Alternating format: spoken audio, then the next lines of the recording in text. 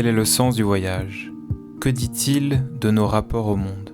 Qu'est-il en mesure d'apporter à nos vies déjà bien remplies ? Peut-il être une voie d'émancipation pour celles et ceux qui l'engagent ? Peut-il redéfinir les manières de se rencontrer et de faire société ? Quelles peuvent être ses existences dans le monde complexe d'aujourd'hui et celui que l'on désire pour demain ?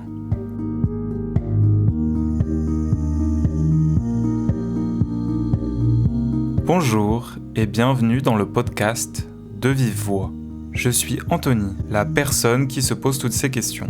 Pour y répondre, je t'invite à sortir des sentiers battus du tourisme de masse. Partons ensemble à la rencontre de celles et ceux qui pensent et expérimentent le voyage différemment, afin de comprendre quel sens ils donnent à leur mise en mouvement. Accroche-toi bien à ton siège, à ta selle ou à tes bâtons, l'aventure sonore que nous allons vivre ne va pas te laisser indemne. Après tout, il n'y a pas de véritable voyage sans profonde transformation de soi et du monde.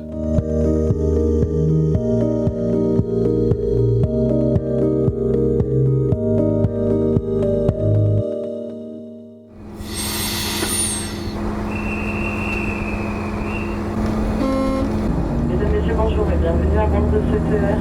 La destination d'Alès. Il est avéré à l'égard de Fontaine-Manel, Saint-Ginette de Malmol, Beauvien-Prignon, Parents et Alès sont terminus avec une arrivée prévue à 14h03.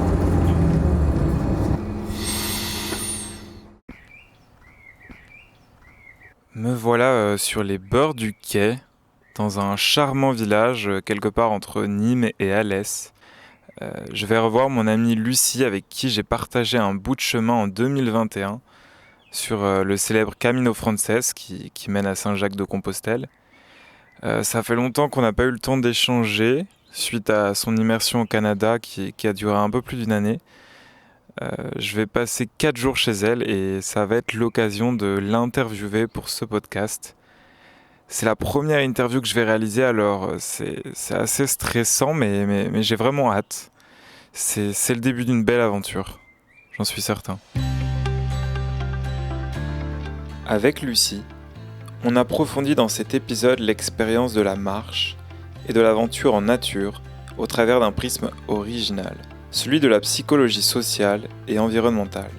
L'introspection, la connexion au vivant, les rencontres, l'expérience de la spiritualité, l'acte de simplicité volontaire, autant d'éléments analysés pour mesurer les effets de ces expériences sur le bien-être et le mieux-être des personnes qui les vivent. Lucie nous livre ici un témoignage profond et intime, au cours duquel elle explore la figure de l'accompagnant, ce mentor bienveillant qui se révèle avoir un rôle fondamental dans la construction et l'émancipation de l'individu. Grâce à Lucie, j'ai compris qu'on a toutes et tous besoin d'une personne qui nous challenge, qui nous tend la main dans les moments de difficulté. Une personne qui est là au bon moment pour nous dire « lâche prise ». Tour à tour marcheuse ou coordinatrice d'expédition pour des jeunes en situation de vulnérabilité, Lucie nous donne des clés magiques pour apprendre à se libérer des contraintes, à s'écouter, à s'aimer et tout simplement grandir sur notre chemin de vie. Bonjour Lucie. Bonjour. Tu es praticienne en psychologie sociale et environnementale. C'est ça. Et je suis très heureux de te retrouver aujourd'hui. Tu as également effectué au cours de ton parcours plusieurs expériences de marche au long cours. Et tu as étudié ce sujet spécifique via un mémoire qui parle de l'expérience de la marche au long cours, de ses effets sur le bien-être et le mieux-être des marcheurs et des marcheuses. Exact, tout à fait. Est-ce que tu peux nous parler un peu de toi ? Quand j'étais plus jeune, je marchais beaucoup avec mon grand-père en montagne et quand j'ai grandi au cours de mes études, j'ai eu envie de marcher un peu plus pour moi et d'essayer des expériences de marche où je campais et tout ça, donc pour partir un peu plus longtemps. Et au fur et à mesure, j'ai eu envie de partir de plus en plus longtemps et j'avais mon conjoint de l'époque qui lui avait marché auparavant sur le chemin de Saint-Jacques-de-Compostelle. Et après l'avoir rencontré lui, j'ai rencontré plein de personnes qui avaient marché sur ce chemin-là. Et ça m'a beaucoup inspirée et au bout d'un moment, j'ai senti que c'était le bon moment pour moi de partir marcher. J'avais besoin d'un renouveau, d'un changement dans ma vie. Et donc je suis partie marcher 2 fois finalement. Une première fois 40 jours, une deuxième fois 25. Et tellement quelque chose, le fait de marcher longtemps, peu importe entre guillemets le chemin, mais de partir marcher longtemps, c'est quelque chose qui m'a tellement nourri et fait du sens pour moi que j'ai cherché dans le cadre de mes études en psychologie sociale et environnementale à étudier ce que ça produisait chez les gens de partir marcher longtemps. D'accord, et justement sur cet objet d'étude, quels sont un peu les différents éléments que tu as étudiés? Quelle était en fait l'hypothèse de départ que tu souhaitais vérifier? Alors, dans cette étude, juste déjà pour un peu mettre du cadre, j'ai pu réaliser déjà cette étude parce que j'étais dans un diplôme qui me permettait d'étudier les groupes, les phénomènes de groupe vis-à-vis de l'environnement et donc vis-à-vis de la nature.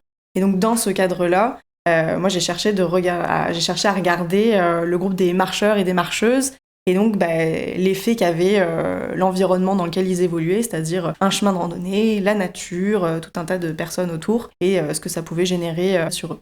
Et donc, l'hypothèse que j'ai posée durant cette étude, c'était de savoir s'il y avait des éléments précis qui étaient constitutifs de cette expérience de la marche au long cours, qui avaient certains effets sur le bien-être et le mieux-être, donc c'est-à-dire aller mieux ou retrouver des capacités qu'on a pu perdre donc chez les marcheurs et les marcheuses. Quels étaient les critères que tu as étudiés pour justement mesurer ces effets de bien-être et de mieux-être sur ces marcheurs et ces marcheuses? Eh bien, dans l'expérience de la marche, ce qui est ressorti, j'ai interviewé à peu près une grosse dizaine de personnes donc qui avaient marché à peu près au minimum 1 mois et au maximum 1 année. Et les éléments qui sont ressortis, qui étaient constitutifs de cette expérience-là de la marche et qui avaient finalement des effets sur le bien-être de ces marcheurs et de ces marcheuses, il y en avait quelques-uns qui sont à peu près communs à des expériences de longue durée, mais il y avait le fait de vivre une expérience de vie différente de celle du quotidien. Il y avait le fait de partir longtemps, donc plus d'1 mois. Il y avait également le fait d'être en relation avec beaucoup de personnes ou de vivre une solitude. Il y avait également le fait d'être en contact et en connexion avec la nature, donc qui sont quand même 2 choses aussi différentes, je pourrais y revenir. Et 2 derniers éléments, il y avait le fait d'être dans un acte de simplicité volontaire, c'est-à-dire d'avoir très peu de choses et de se débrouiller avec ces choses-là, mûrement choisies finalement. Et ensuite de vivre potentiellement des éléments de spiritualité assez personnels et qui étaient areligieuse, c'est-à-dire qui n'étaient pas d'une religion particulière. Et justement sur ces différents éléments, est-ce que tu as trouvé des points communs dans le vécu auprès de ces marcheurs et marcheuses que tu as interrogés? Complètement. En fait, dans ces éléments-là, qui sont un peu les dimensions qui construisent l'expérience de la marche longue durée, donc pour les personnes que j'ai interviewées, la quasi-totalité des dimensions avait constitué l'expérience de la marche pour ces personnes-là. Il y avait uniquement la simplicité volontaire, donc le fait de partir avec très peu de choses et de se contenter de tout ça, et le fait de vivre une certaine spiritualité qui était plus ou moins présente chez les personnes, mais sinon le fait de vivre une expérience différente, enrichissante, le fait de partir longtemps, le fait d'avoir des liens sociaux ou de vivre une solitude, le fait d'être en contact, en relation avec la nature, tous ces éléments-là avaient construit l'expérience de la marche pour toutes les personnes. Pour les 12 que j'ai interviewées, ça avait été des éléments constitutifs et des éléments qui amenaient à vivre des sentiments de bien-être et de mieux-être chez les marcheurs et les marcheuses.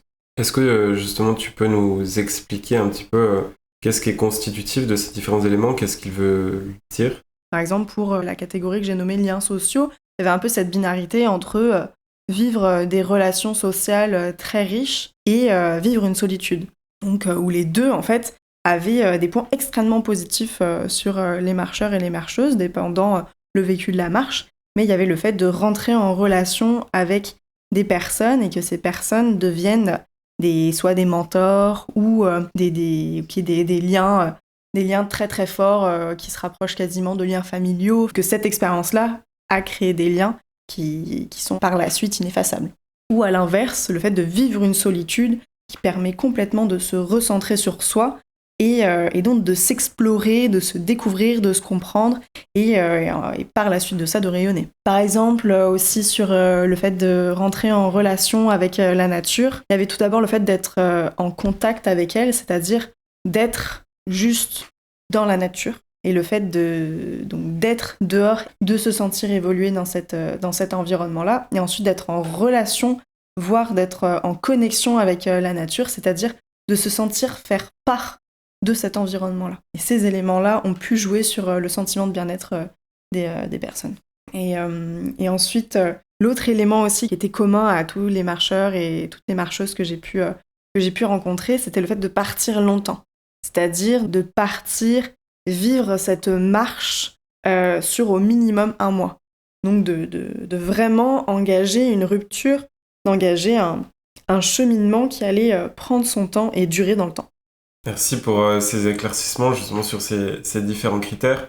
Je voulais te demander justement, toi, au regard des expériences que tu as vécues pendant tes cheminements sur Compostelle, est-ce que tu peux nous illustrer certains de ces critères, de ces éléments au regard des expériences que toi tu as vécues? Par exemple, comment tu as vécu ton lien à la nature? Oui, complètement. Ce que je voulais partager par rapport à ça, vis-à-vis de moi, mon vécu sur la marche de longue durée, c'était le sentiment profond d'être bien et d'être à ma place et d'être chez moi quand j'étais dehors. Et donc dehors signifiait être dans la nature. Et donc tu as perçu des effets concrets de ce lien au vivant, on va dire, sur ton bien-être, ton mieux-être personnel. Et c'est sûr que cette connexion-là, ouais, elle me lâche pas à la peau. C'est clair.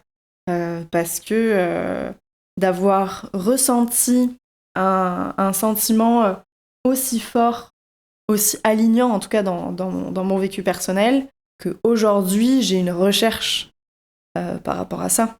Autant l'environnement extérieur m'appelle, autant des fois il peut me faire peur. Et à contrario, j'ai envie de rester à l'intérieur de là où j'habite, mais avec cette conscience-là il y a dehors et il y a dedans.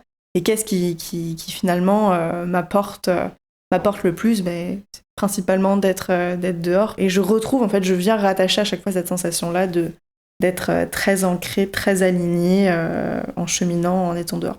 Et du coup, à la suite de ces expériences sur les chemins de Compostelle, tu es parti au Canada. Oui. Donc c'était la 2e fois que tu es allé au Canada, si je ne me trompe pas. C'est exactement ça.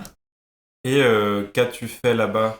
Alors, là-bas, c'était toujours dans le cadre de mes études, donc de mon diplôme en psychologie sociale et environnementale. Et mon projet était, donc à la suite de justement tout ce travail-là sur la marche, ses effets, qu'est-ce qu'elle amène chez les gens, qu'est-ce qu'elle constitue, et le lien à la nature, comment ça travaille justement chez les personnes. J'ai voulu partir sur quelque chose de plus concret et de me former à ce qui s'appelle donc au Québec l'intervention par la nature et l'aventure, c'est-à-dire d'utiliser un médium, c'est-à-dire un outil pour accompagner les individus vers un meilleur développement, vers le fait de se développer soi-même ou de retrouver des capacités perdues. Donc là, on va parler d'intervention plus thérapeutique. Et donc moi, je suis partie me former à l'intervention psychosociale par la nature et l'aventure, c'est-à-dire d'utiliser le groupe, la nature et les aventures qu'on peut vivre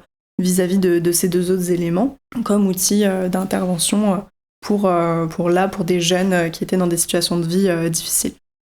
Est-ce que tu as pu intervenir justement via la nature et l'aventure dans un cadre particulier au Canada? Oui, j'ai eu l'opportunité de travailler avec une structure qui était spécialisée dans ce type-là d'intervention avec des publics adolescents. Et j'ai pu travailler avec environ 5 à 6 groupes d'adolescents et d'adolescentes qui étaient constitués avec des objectifs à chaque fois assez communs. Et donc nous, on cherchait à comprendre c'était quoi leurs objectifs de groupe et individuels, et donc de travailler vis-à-vis de ces objectifs, à construire et à co-construire donc avec le groupe un processus d'aventure, d'expédition qui allait leur permettre d'atteindre ou en tout cas de cheminer vers cet objectif-là. Moi, je travaillais avec les adolescents et les adolescentes parce qu'il y avait cette conception c'est un âge charnière où il se produit beaucoup de choses et ce type-là d'intervention peut être très bénéfique à cet âge-là comme à tout autre âge, mais à cet âge-là particulièrement dans des situations de vie qui peuvent être difficiles. J'ai par exemple travaillé avec un groupe de jeunes qui étaient dans une situation de décrochage scolaire, donc l'établissement a créé une classe en proposant un projet d'intervention pour ces jeunes où voilà, l'école ne répondait pas à leurs besoins. Et donc finalement, l'école a cherché à leur offrir une solution scolaire qui répondait à leurs besoins. Et donc il y a eu ce médium-là, donc cet outil de l'intervention par la nature et l'aventure, en plus de la classe, donc des temps scolaires, pour venir répondre et leur permettre de se trouver, de se comprendre, de vivre des liens positifs avec d'autres jeunes, avec des adultes aussi, pour se sentir mieux et être plus outillés en tant que personne, et finalement plus à même de faire des choix pour soi et donc d'être mieux dans sa vie finalement. Donc on travaillait sur leurs objectifs, sur la création d'un groupe, des liens de groupe qui soient suffisamment solides et soutenants pour la suite du processus. Et ensuite, on travaillait avec eux sur la définition d'une expédition.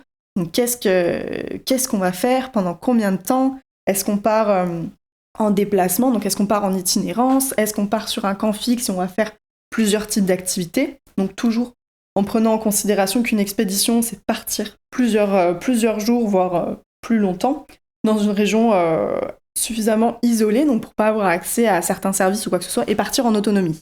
Donc c'est-à-dire, on a notre cuisine, on a notre bouffe, on a de quoi camper, de quoi faire du feu, de quoi être ensemble pendant plusieurs jours. Ça, c'est la définition d'une expédition.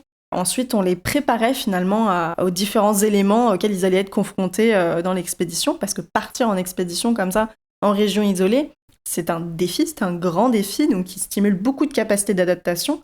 Et donc, on les préparait petit à petit en les rencontrant suffisamment de fois avant l'expédition pour pouvoir les accompagner à la bonne réalisation, autant logistique, émotionnelle que de choix, etc. pendant l'expédition. Donc on avait des ateliers, par exemple, de création de liens de groupe. On avait des ateliers de résolution de problèmes. On avait des ateliers de logistique, c'est-à-dire comment monter une tente, comment on gère sa chaleur dans son corps, comment on s'habille, du coup la thermorégulation. Et donc cette situation où on vient s'expérimenter par un temps de vie qui est proposé ou qui est choisi ou peu importe, c'est des situations qui pour moi vont être des accélérateurs de développement, de capacité d'adaptation, de rentrer en lien avec des gens, de savoir se respecter ses émotions, ce qu'on ressent, donc ce qui implique de savoir les identifier à la base, de savoir faire des choix pour soi, pour les autres, pour le groupe dont la personne fait également partie. Et en fait, l'expédition est un accélérateur de ce développement-là parce que on est confronté à faire des choix, poser des actions, rentrer en lien, regarder à l'intérieur de soi tout le temps. Tout le temps, tout le temps, tout le temps, tout le temps. Et tout est nouveau, même si on pratique avant, logistiquement, comment gérer sa chaleur, cuisiner dehors et tout ça. Mais ça, c'est de la logistique.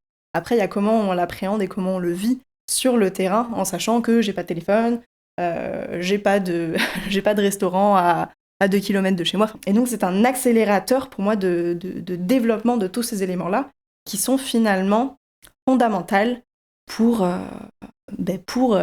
être bien dans sa vie en tant qu'individu, de savoir qu'est-ce que je ressens à l'intérieur de moi. D'accord, là je suis triste.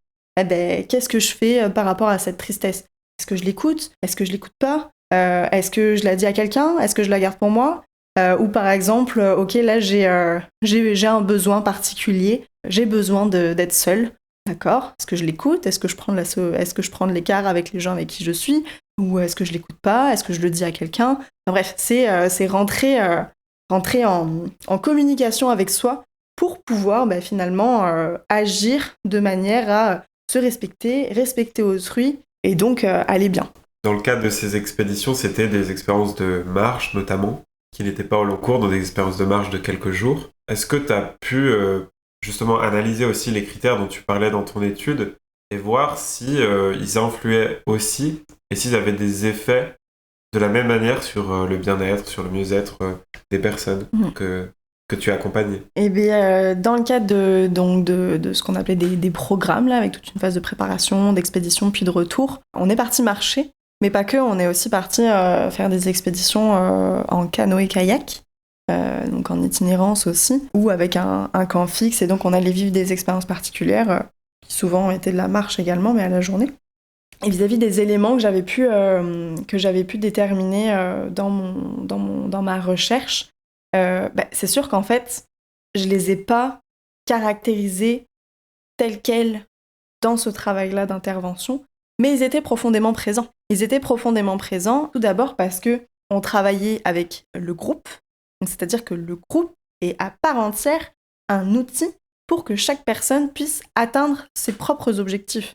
Donc on se sert du groupe comme soutien, comme élément de défi, comme support pour atteindre ses objectifs personnels. Et donc là, il y a quelque chose de très commun avec l'expérience de la marche, où finalement les liens sociaux étaient bénéfiques, où la solitude permettait d'atteindre justement ce sentiment-là de bien-être, quel qu'il soit. Au même titre que l'expérience. Le fait de vivre une expérience complètement différente que ce qu'on peut vivre dans le quotidien. Ça, c'était clairement un point majeur également, notamment parce que avec les jeunes avec lesquels on travaillait, il y avait quelque chose de complètement nouveau pour eux. Déjà, le fait de construire un projet qui allait répondre à leurs besoins, qui allait écouter c'était quoi leurs besoins, leurs objectifs, et qui allait travailler autour de ça pour leur proposer quelque chose qui collait au plus proche de eux en tant que groupe et de elles et eux en tant que personnes. Et ça, je pense que c'est un des éléments constitutifs de la réussite, de l'atteinte ou du cheminement vers les objectifs des expéditions. Donc voilà, par exemple, pour deux éléments qui étaient constitutifs, mais il y a aussi le fait d'être en nature. Ça, c'est un élément qui est de défi. Donc ça met au défi les personnes, mais comme des marcheurs et des marcheuses, et comme moi, quand j'ai pu marcher, c'est un élément qui me met au défi parce que il faut s'adapter. Quand il fait froid, il faut s'adapter au froid, il faut se gérer émotionnellement, logistiquement avec ses fringues. Quand on veut manger, ok, mais il n'y a pas de resto, il n'y a pas de magasin, comment on fait? Est-ce qu'on demande à des gens? Est-ce qu'on cuisine, je sais pas, sur du feu, sur un réchaud? Enfin, ça demande beaucoup de logistique, beaucoup d'adaptation, et c'est du défi au quotidien. Donc ça, c'est répondre à des besoins de base, dormir, manger, se déplacer, des besoins de base, mais avec des ressources qui ne sont pas celles auxquelles on a accès d'habitude. Voilà, c'est quoi mes besoins, et pour être bien, il faut que j'y réponde. Et donc, en y répondant, je dois être en relation avec cet environnement-là naturel. Sinon, ça ne fonctionne pas. Oui, c'est ça. C'est qu'en fait, ces ados, ils étaient à la fois en relation avec le vivant, donc avec ce qu'on peut appeler nature, et dans leurs liens sociaux, ils cultivaient à la fois des liens avec les personnes qui les accompagnaient, dont toi, mais aussi avec tous les autres ados qui étaient là. Quelles étaient un peu les relations qui pouvaient développer? Est-ce que tu peux nous parler d'un exemple, par exemple, dans un groupe, de la nature de ces relations, de comment ça a pu évoluer aussi?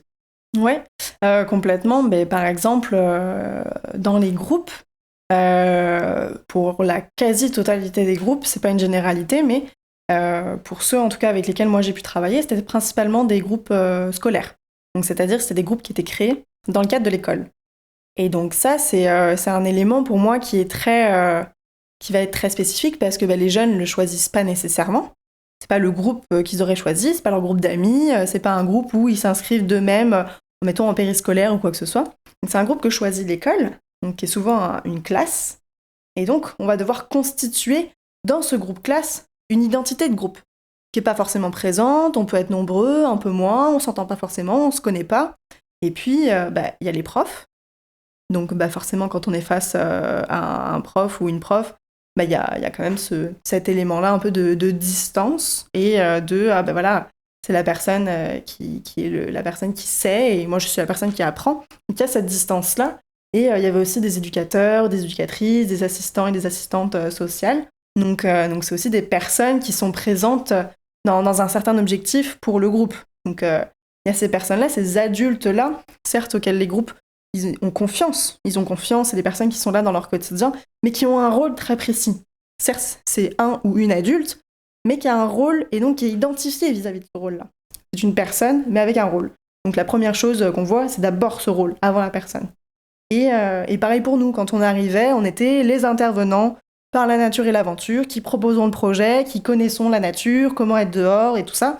Et donc on offre un cadre sécuritaire tout de suite par ce rôle-là. Et en fait, pour moi, le gros et le cœur aussi de l'intervention, c'est de créer des liens où ce rôle persiste, c'est-à-dire le cadre et le socle sécuritaire que ce rôle donne persiste, mais qu'on rencontre la personne qu'il y a derrière.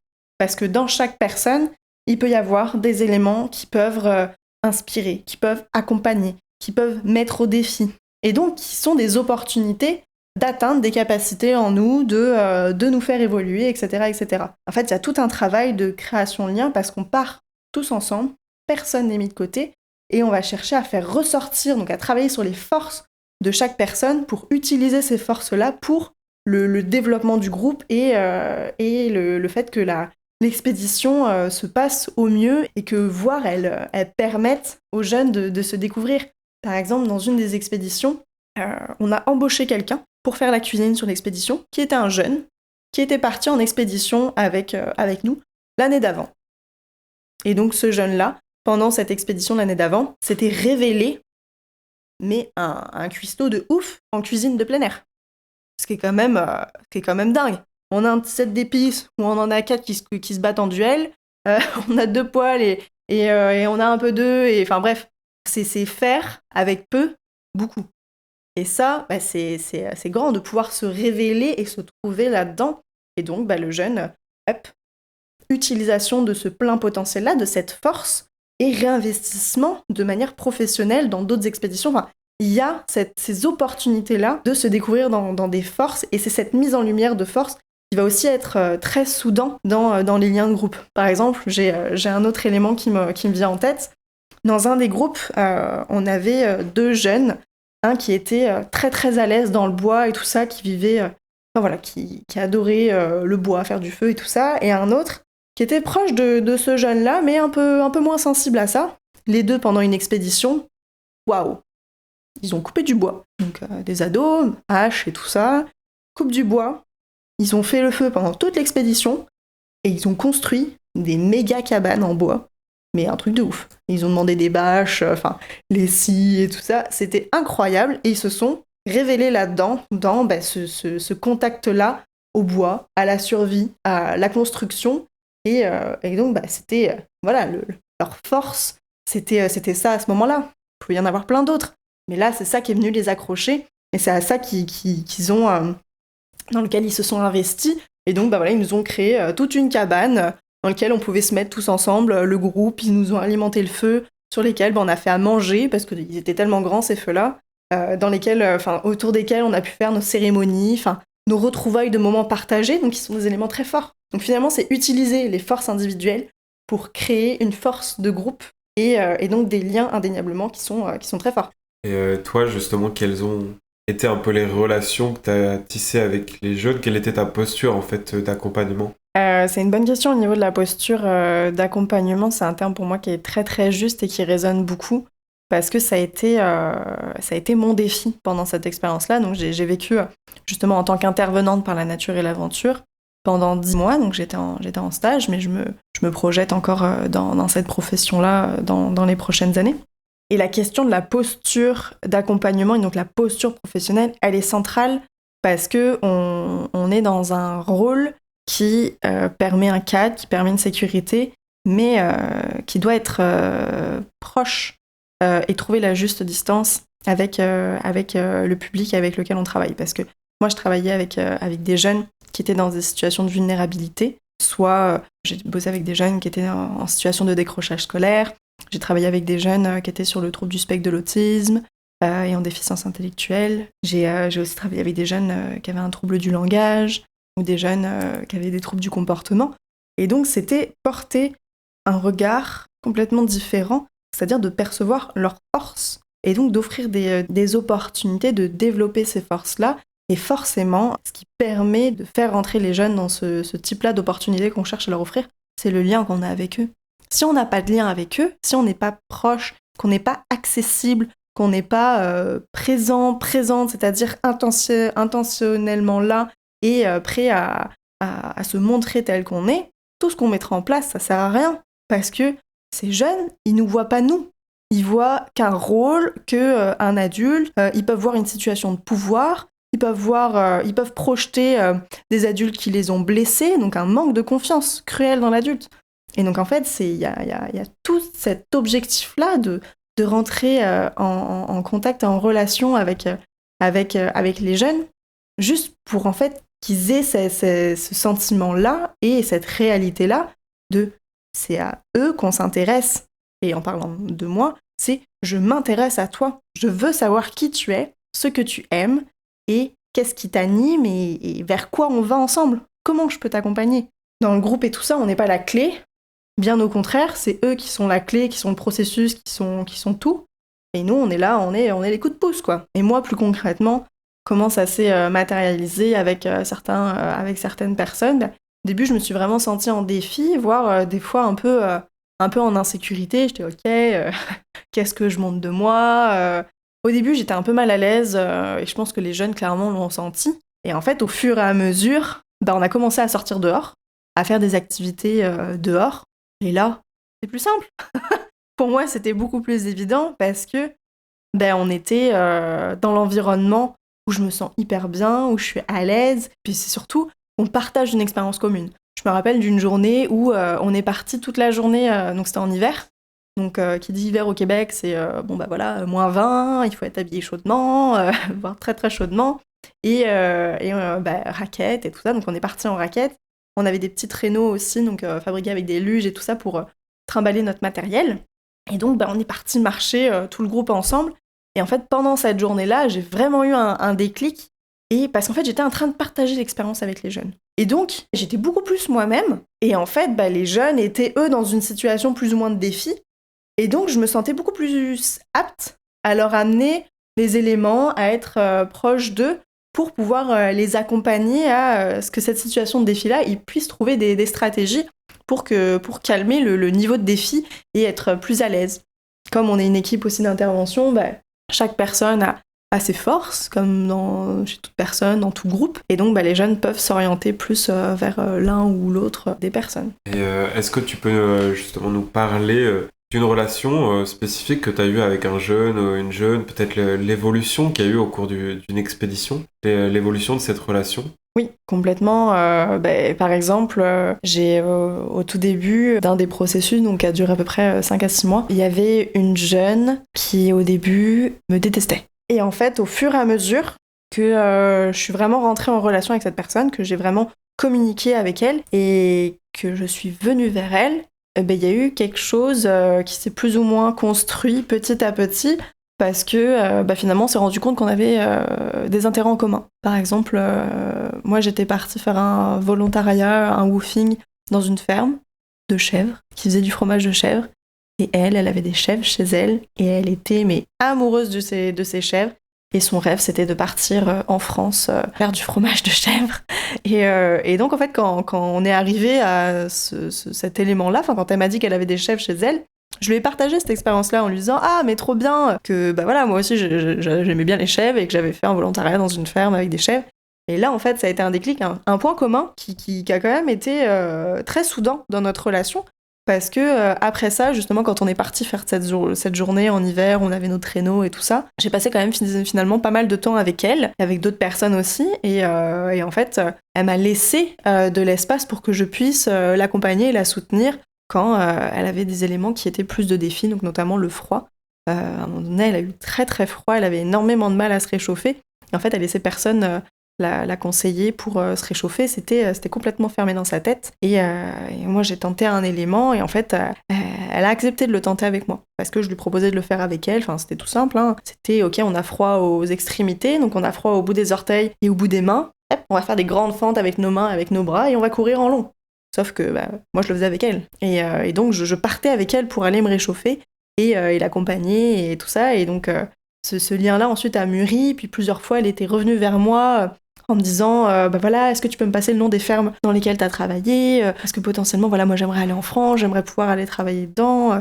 Et donc ça a été quelque chose de très soudain et finalement à la fin, après l'expédition, on organisait une célébration, c'est-à-dire qu'on célèbre tout le processus par lequel les jeunes sont passés et c'est eux qui prennent en charge cette célébration. Donc c'est eux qui la pensent, c'est eux qui l'organisent. Et donc, tout autour de ça, après, il y a la logistique, le matériel, qu'est-ce qu'on met, qui on invite, parce qu'une célébration, c'est avec des gens, donc les parents, les profs, les directions de l'école, enfin, plein de gens, les personnes qui ont financé aussi tous ces projets-là. Et donc, nous, on se charge de toute la partie logistique, et eux, ils se chargent de tout le contenu, donc du cœur. Et donc, moi, je les ai accompagnés sur la création de ce contenu-là pour faire une gestion de projet, quoi, si on veut. Donc, sur un projet assez court, je les ai rencontrés 2-3 fois pour pouvoir construire avec eux qu'est-ce qu'on présente, de quoi on veut parler et comment, du coup, on présente ça. Et en fait, cette jeune-là, elle s'est complètement dévoilée alors qu'elle prenait moins de place quand même dans le groupe auparavant. Au début du processus, elle se sentait un peu mise à l'écart et tout ça. Et à la fin, donc pour cette célébration-là, elle est vraiment partie en disant « c'est moi qui vais animer la célébration ». Tout le monde a dit « ok, let's go ». Et donc elle a pris en fait le lead sur la création de la célébration. Et donc elle m'a demandé de travailler de pair avec elle, donc de co-construire ça. Et donc moi je me suis servi de ça pour l'amener finalement en lead complet. Donc quand on était en train de travailler, mettons, sur les photos, pour replacer chronologiquement l'expédition avec les photos, mettre des anecdotes, qu'est-ce qu'on avait vécu, là oui, trop drôle. on a volé des muffins dans la boîte de la cuisine parce qu'on avait trop faim. Enfin bref, plein de petites anecdotes. Et donc je l'ai amenée à prendre le lead et à poser les questions, à construire ça. Et après, c'est elle qui a animé toute la célébration. Et voilà. Donc il y a vraiment eu finalement une évolution dans le lien que j'ai pu avoir avec elle et dans la confiance qu'on s'est accordée l'une et l'autre. Là, tu as abordé justement les liens que tu avais contractés, définis avec ces jeunes au Canada. Et auparavant, pendant tes expériences de marche au long cours, quelles ont été un peu les rencontres que tu as faites? Est-ce qu'il y a eu des liens qui t'ont marqué?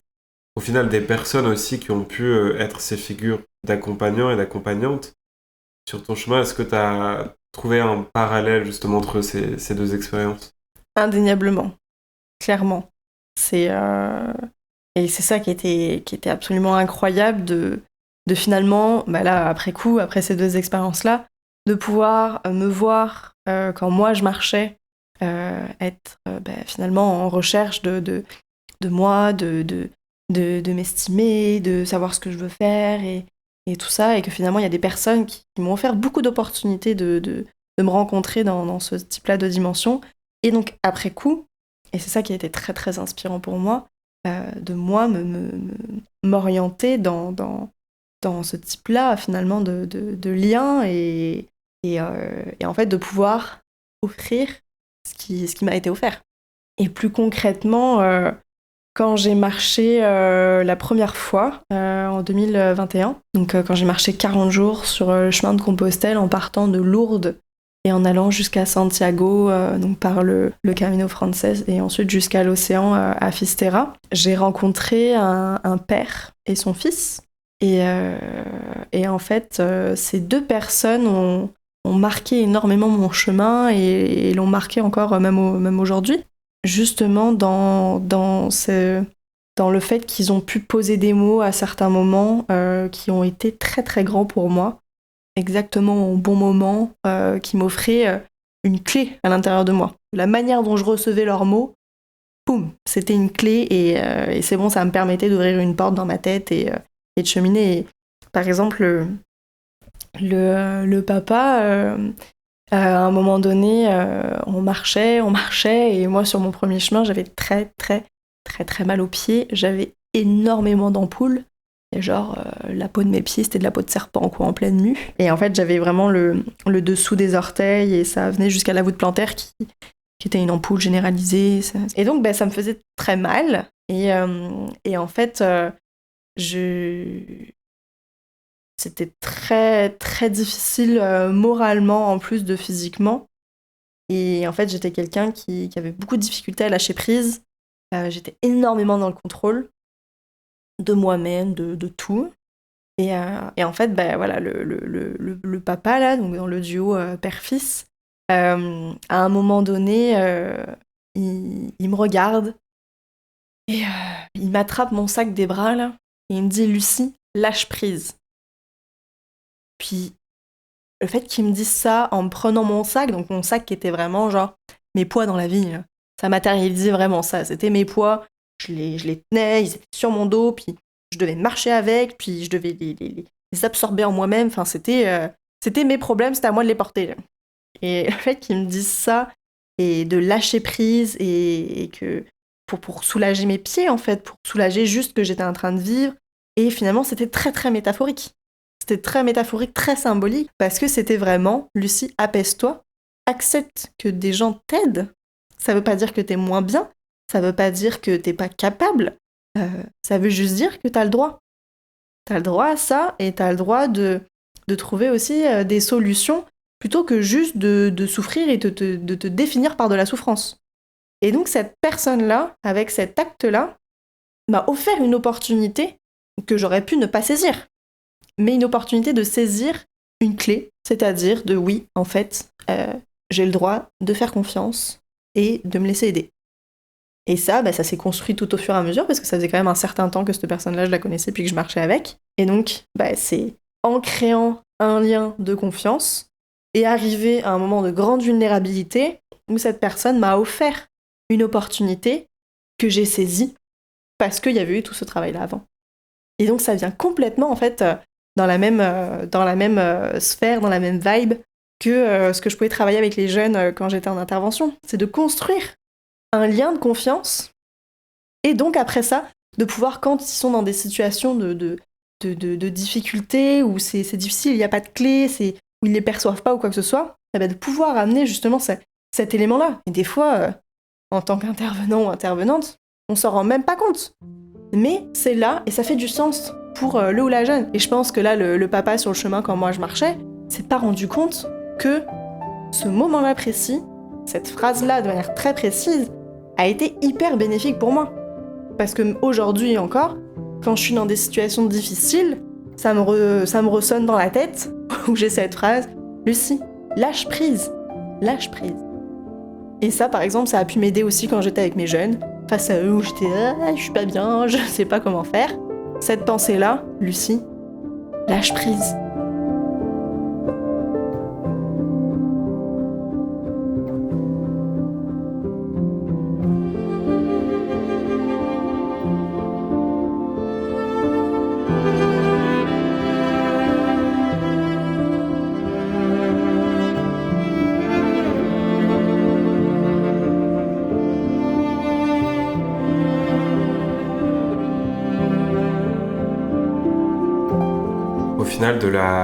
Un peu de la même manière que ce que les jeunes pouvaient expérimenter dans ces expéditions au Canada. Tu as fait face à un certain nombre de défis en permanence justement sur ces expériences de cheminement sur Compostelle. Est-ce que tu peux nous parler un peu peut-être des difficultés que tu as pu éprouver? Tu parlais justement des ampoules, peut-être qu'il y en a eu d'autres, et comment tu as pu les surmonter? Quelle était un peu Est-ce qu'il y a une résilience? Ouais, j'aime bien le mot résilience pour parler de résolution un petit peu et de cheminement finalement face à des défis et des problèmes et de trouver des solutions et ensuite de s'en servir comme apprentissage. Par rapport aux ampoules, ce qui a clairement été mon très gros défi physique et mental, ça a été vraiment le cas là pour moi sur mon premier chemin quand j'ai marché 40 jours. C'est qu'en fait sur ces 40, j'ai marché plus de 20 jours avec des pieds en feu, où mettre un pied devant l'autre, c'était un défi, et chaque pas était soumis à tout un tas de pensées, où c'était je souffre, j'ai mal, au secours c'est affreux quoi. Et je me rappelle de quelqu'un sur le chemin qui verbalise à un moment donné, donc dans un groupe, c'était pas spécialement à moi ou quoi que ce soit, mais qui dit « smell the roses », donc sans les roses. Et c'est très drôle parce que cette phrase-là, je me la dis souvent quand je marche. Et en fait, il disait ça, donc une image, une métaphore, c'est toujours très symbolique. Mais en fait, il disait que on se souvient de rien si quand on marche, on fait que regarder nos pieds. Et que smell the roses, c'est lever les yeux et finalement mettre son attention sur d'autres éléments. Et en fait, toutes ces petites clés finalement qu'on t'offre, que des personnes t'offrent, mais ils se rendent sûrement pas compte que c'est des putains de clés finalement, en fait, elles participent au fait qu'à un moment donné, boum, la clé, elle vient de toi. Les clés, elles viennent de toi, et c'est là où elles font extrêmement de sens, mais elles sont constituées avec toutes les petites clés que les gens te donnent avant, avec Smell the Roses, avec Lucie et Lâche Prise. En fait, tout ça, c'est tout un entremêlage de clés qui te forme un putain de porte-clés à la fin pour dire « Yeah, c'est bon, j'ai la bonne !»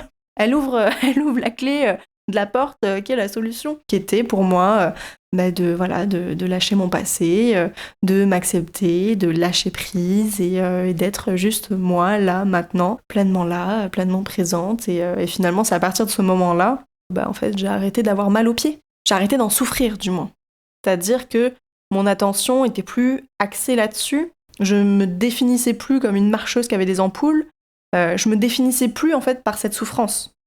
Et ça, c'est quelque chose qui a été très important dans ma vie et que je travaille encore aujourd'hui, ne pas me définir par la souffrance. Mais parce que j'ai beaucoup utilisé ce process-là quand j'étais plus jeune ou voilà. Et en fait, c'était vraiment je suis beaucoup plus moi-même quand j'arrête d'être axée sur cette souffrance. Et donc, mais là, je peux m'envoler après.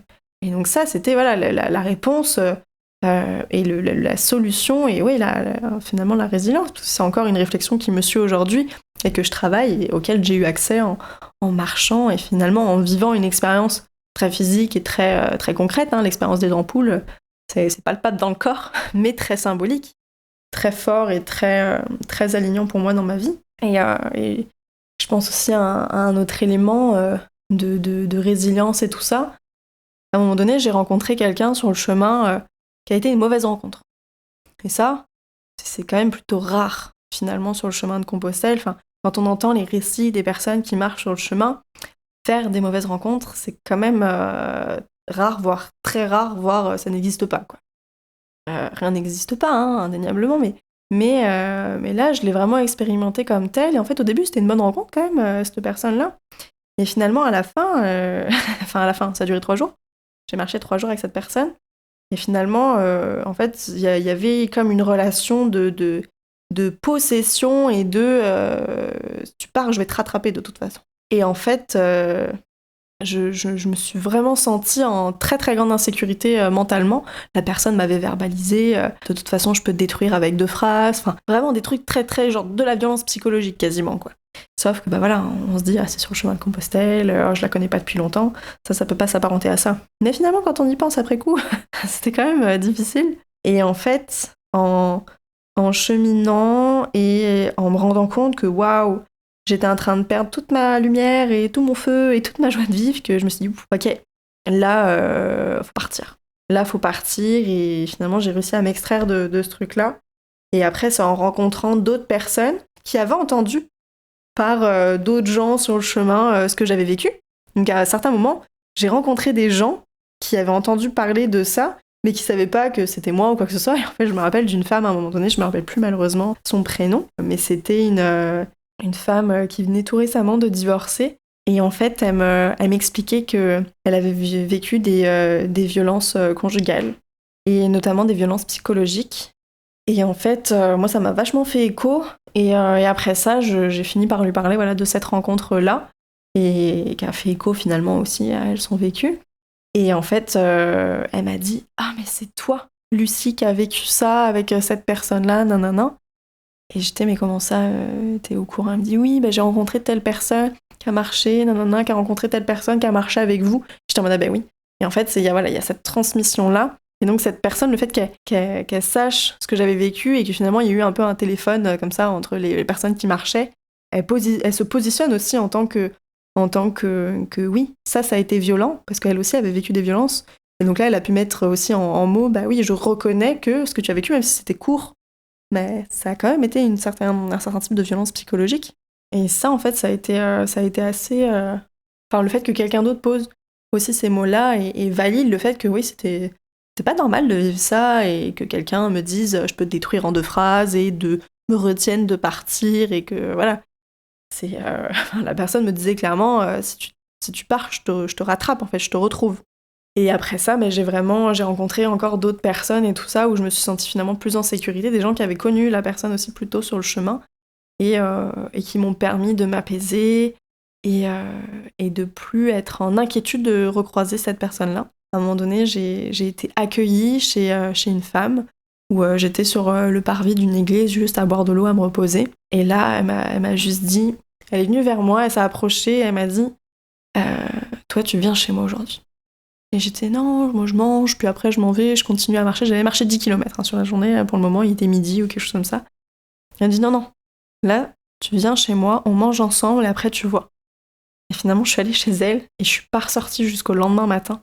Donc j'ai mangé avec elle le midi, le soir, et j'ai dormi chez elle. Et en fait, cette femme, c'était vraiment comme un petit ange qui avait vu que là, j'allais vraiment pas bien, émotionnellement et tout ça, parce que je venais de partir de marcher avec cette personne-là. J'avais très très peur que cette personne me rattrape. Et c'est pour ça que je voulais pas rester dans le village où elle me proposait de dormir chez elle et tout ça, parce que j'avais très peur que cette personne me rattrape.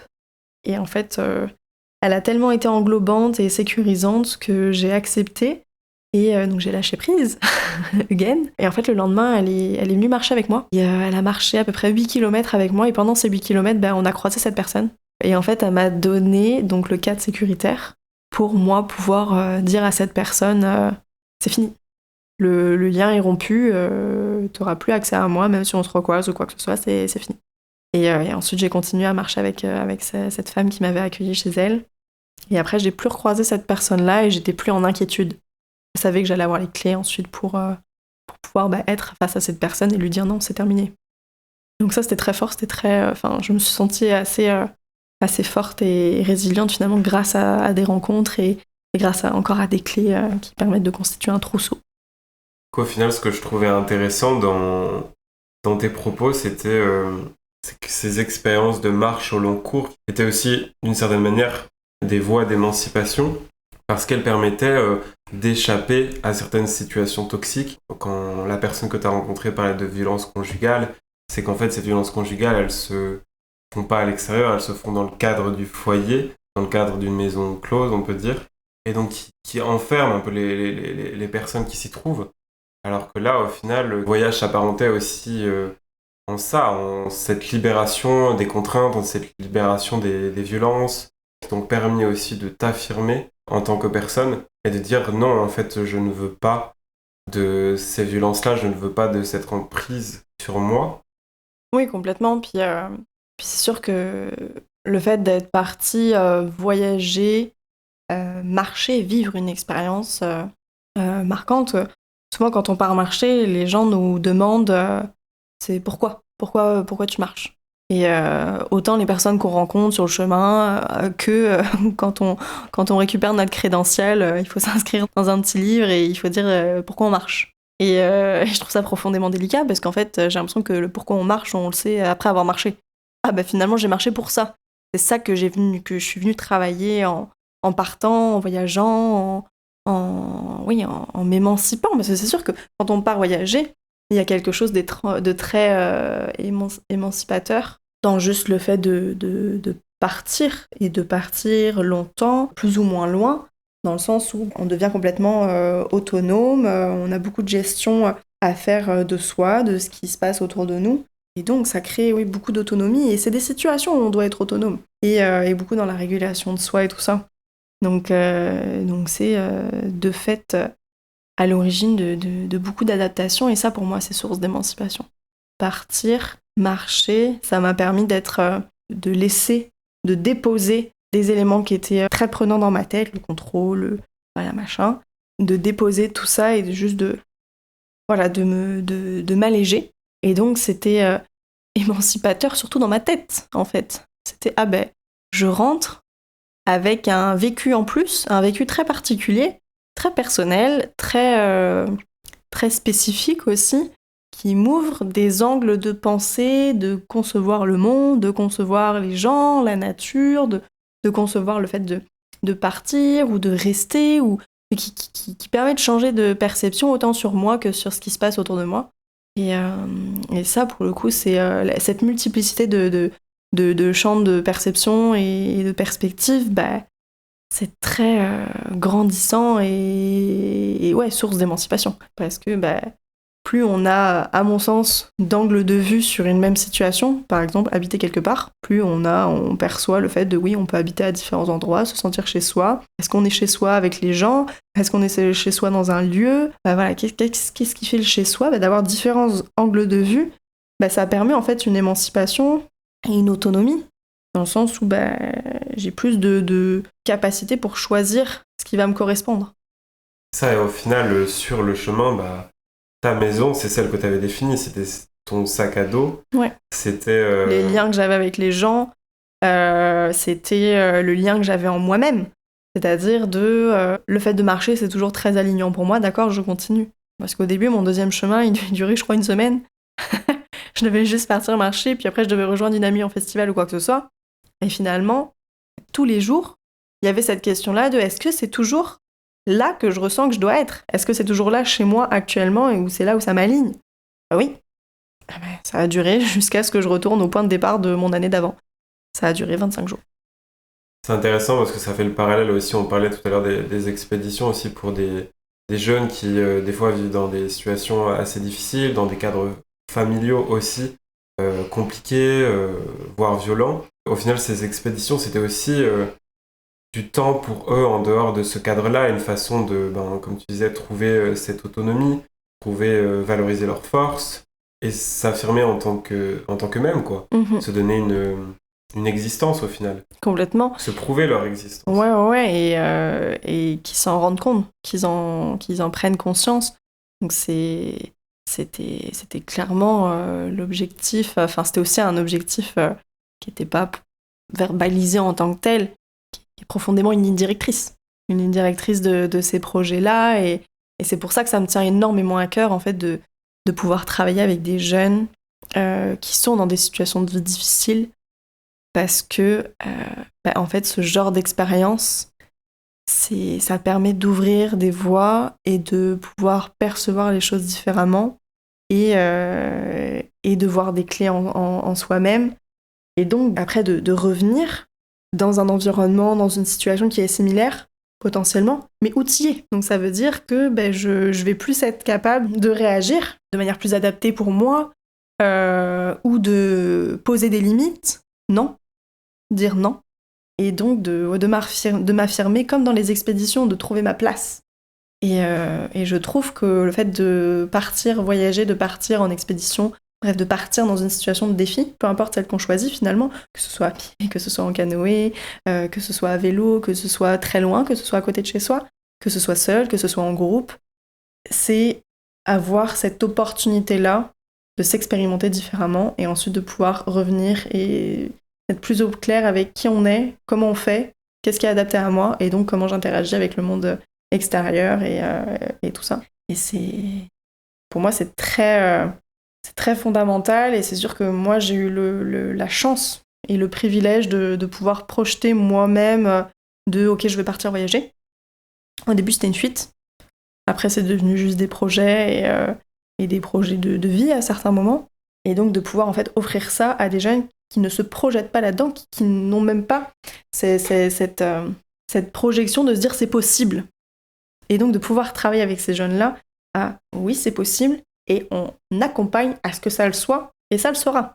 Et donc, d'ouvrir ce champ-là en fait des possibles et se dire oui, déjà, il y a des expériences de ce type-là qui sont faisables, qui sont accessibles, tant logistiquement que en termes de capacité individuelle, et ensuite de travailler tous ces éléments-là individuels, personnels, de développement, de compréhension, de mieux-être et tout ça à l'intérieur de soi par ces activités-là et ces expériences-là, pour que les jeunes puissent ou non, parce que des fois il y a des expériences qui seront pas suffisamment significatives, qui feront pas suffisamment de sens pour amener beaucoup de choses, mais ça montre aussi, c'est un apprentissage, ça veut dire ça pas trop fait pour moi. Ok, qu'est-ce qui est fait pour moi alors ? Ça vient se définir aussi. Si ça c'est pas fait pour moi, ça veut dire qu'il y a autre chose de fait pour moi. Donc c'est aussi définissant. Donc oui, c'est important à mon sens, après ce que j'ai pu vivre et ce que je continue à vivre, puisque j'ai encore des projets individuellement de marche, de voyage, que je projette avec différents angles de vue et tout ça, mais de pouvoir les vivre et de pouvoir faire vivre. C'est primordial pour moi. Est-ce que tu penses, là on a beaucoup parlé justement des effets de la marche, des effets du plein air de ces expéditions. Est-ce que tu penses qu'il y a d'autres formes de voyage, peut-être aussi lentes, comme celle-ci, qui peuvent avoir des effets, on va dire, similaires à ce que tu as pu étudier ? Des effets en termes de bien-être, de mieux-être pour les personnes qui voyagent ? Oui, je pense qu'il y a complètement d'autres modes de voyage qui peuvent être bénéfiques et qui peuvent avoir ce type-là d'effets en termes de bien-être et en termes de développement de soi et de compréhension de soi, et bref, tout ça. En fait, ça dépend s'ils sont significatifs pour les personnes. Moi, ce qui était significatif pour moi, c'était la marche.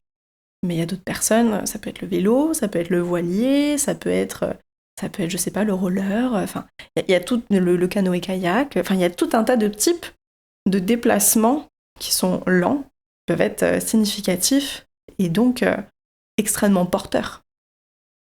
Oui, c'est ça, on va retrouver aussi un certain nombre des critères que tu as étudiés, c'est-à-dire à la fois l'expérience de solitude parfois qui est confrontante, mais qui peut apporter aussi beaucoup de découverte de soi-même, par exemple, mais aussi ces expériences de rencontres authentiques, de rencontres qui vont apporter quelque chose aussi de puissant, de fort, et qui vont être peut-être ces figures accompagnantes qui vont permettre justement à la personne de se développer, de devenir elle-même, de se découvrir aussi.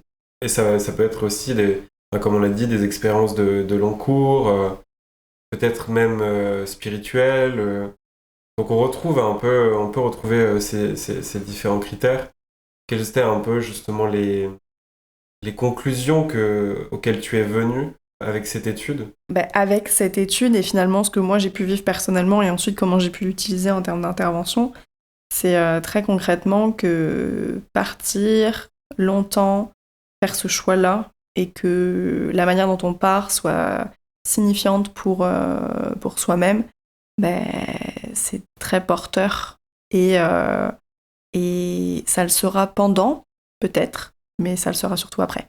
Parce qu'on revient avec une expérience qui est signifiante et qui aura donc des effets après sur la vie quotidienne, que ce soit en termes de fonctionnement de pensée, d'habitude, parce que forcément quand on parle longtemps, on prend des habitudes, des choses qui se répètent, établir un campement, manger d'une certaine manière, se déplacer, et donc c'est des choses après qui restent de différentes manières, mais qui perdurent et qui sont donc utilisables en termes d'intervention avec des publics et très porteurs. Ouais, ça façonne ta manière d'être au monde au final. Exactement.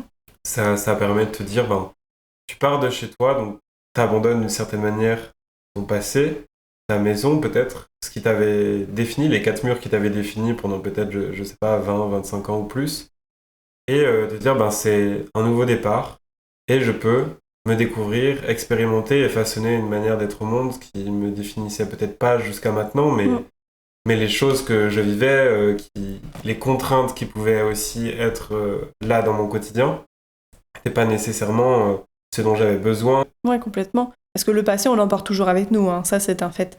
On peut pas se séparer d'un passé, on peut se séparer d'un lieu, mais le passé reste avec nous, il fait partie de nous. Mais c'est que quand on est dans une situation nouvelle, tout est nouveau, et donc ce passé-là, il a construit des comportements, des manières de percevoir le monde et tout ça. Mais forcément, comme la situation de vie est nouvelle, on va utiliser des outils du passé, donc qui sont constitutifs de qui on est, mais on va aussi développer plein de nouveaux outils, parce que c'est plein de situations qu'on n'a jamais vécues auparavant. Et donc ces outils-là, après, ils font partie de notre mallette à outils. Et donc après, quand on repart, mettons si on repart encore dans une autre expérience de long cours, de mobilité lente, on a tous les outils du passé, bons ou moins adaptés, donc peut-être les moins adaptés, on les a laissés sur le côté ou quoi que ce soit. On a tous les nouveaux outils qu'on a pu travailler dans une première expérience, par exemple, et hop, on va pouvoir utiliser tout ça, et même encore développer tout plein d'autres outils, parce que c'est comme un jeu vidéo, quoi. On a le début de l'histoire, on a le niveau 1, le niveau 2, le niveau 3, puis on perd pas de l'un à l'autre ce qu'on a acquis avant, quoi.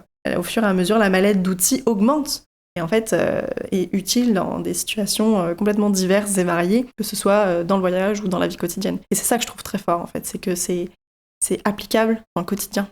Et c'est en ça où, pour moi, c'est très développemental, voire thérapeutique. Quelle est la Lucie que tu perçois être aujourd'hui au regard de la Lucie que tu étais peut-être il y a 3-4 ans avant ces expériences de voyage et ces expériences d'accompagnement aussi d'autres jeunes? J'ai beaucoup plus conscience de moi-même, de ce qui m'anime, dans le sens de ce que je suis capable de faire. Et des choix que je pose, j'ai beaucoup plus confiance en fait dans les choix que je vais mener. Et beaucoup plus confiante, avec une plus grande connaissance et donc avec une plus grande confiance en moi. Et ça me permet de construire des projets, de mener à bien des projets et d'aller au-delà de craintes ou quoi que ce soit, parce que j'ai des outils et je sais que quand j'essaye de construire quelque chose, si je m'y mets à fond, je vais essayer d'y arriver. Et si j'y arrive pas, j'aurais quand même essayé, c'est déjà un apprentissage. Et c'est pas un échec finalement dès lors qu'on essaye. Et c'est comme ça que je me perçois vis-à-vis d'avant, toutes ces expériences, autant d'interventions que de marches, d'expériences personnelles, avec une plus grande conscience de comment je fonctionne et comment je peux fonctionner de manière générale et ce que tout ça m'a apporté. Et donc maintenant, c'est plus intentionnel. Quand je pose des actions, il y a un peu plus d'intentionnalité dans voilà, je sais que là, j'ai tel comportement ou telle manière de faire. Ça vient de là, ça a cheminé de cette manière-là. Enfin, c'est plus conscient. Merci beaucoup, Lucie, pour ce témoignage. Merci d'avoir été avec moi aujourd'hui. Eh bien, merci à toi, merci pour l'écoute et pour l'opportunité d'exprimer toute cette expérience de marche, d'intervention, d'études, de recherche et tout ce qui s'en vient dans le futur. Merci beaucoup.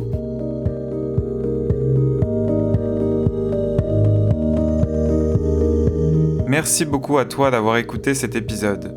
J'espère qu'il t'a plu et qu'il t'a inspiré.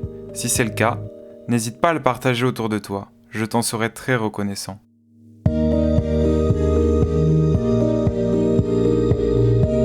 Nous voici à la croisée des chemins. L'occasion de se rendre compte qu'il n'existe pas de voie toute tracée quand on parle de voyage engagé, mais bien d'une pluralité de vives voix. Ce témoignage peut-il nous inciter à nous mettre en mouvement à notre tour ? Faire du voyage un outil pour se reconnecter au vivant et agir ensemble ? Un nouveau départ nous attend. Alors, faisons le premier pas.